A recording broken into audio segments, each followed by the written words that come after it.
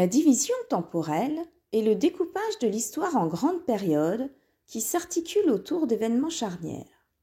Les dates choisies pour marquer le passage d'une période historique à une autre doivent être marquantes, dans le sens où elles représenteraient une rupture par rapport à la période précédente.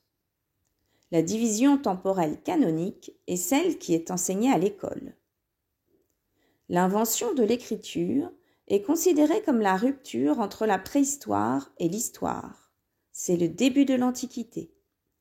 Les premières écritures sont apparues dans le Croissant fertile, écriture cunéiforme en Mésopotamie, hiéroglyphes en Égypte. De même, en Iran, l'élamite linéaire est apparu à la même période. 476 marque la fin de l'Antiquité et le début du Moyen Âge. Cette date marque la disparition de l'Empire romain d'Occident, qui s'effondre sous la pression des invasions barbares. 1492, date de la découverte de l'Amérique par Christophe Colomb, incarne la rupture entre le Moyen Âge et les temps modernes.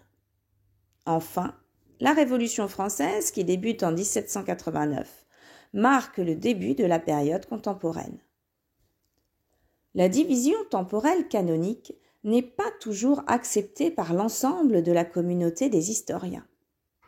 Par exemple, la date charnière de 3000 avant Jésus-Christ, qui est choisie pour incarner le début de l'Antiquité, est remise en cause par certains, qui préfèrent 50 avant Jésus-Christ, dans la mesure où le latin se diffuse en Occident à partir de cette date.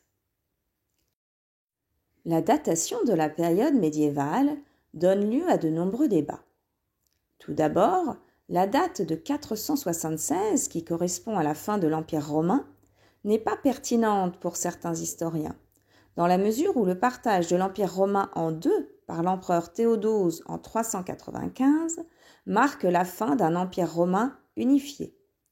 De plus, à la chute de l'Empire romain d'Occident en 476, seul l'Empire romain d'Occident disparaît.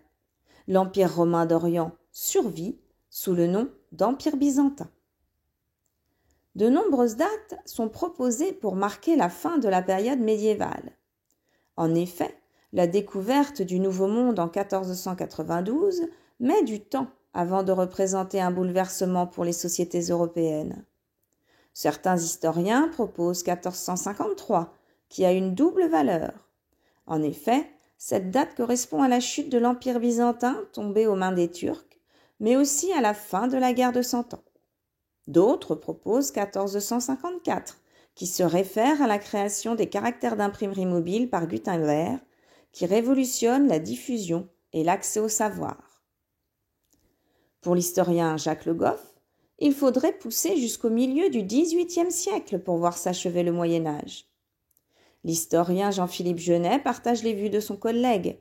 La période 1680-1780 voit une double révolution scientifique et industrielle qui seraient des ruptures définitives et incarneraient donc la fin du Moyen Âge. D'autres divisions temporelles peuvent être utilisées. Il est possible de se servir des dynasties royales françaises, par exemple.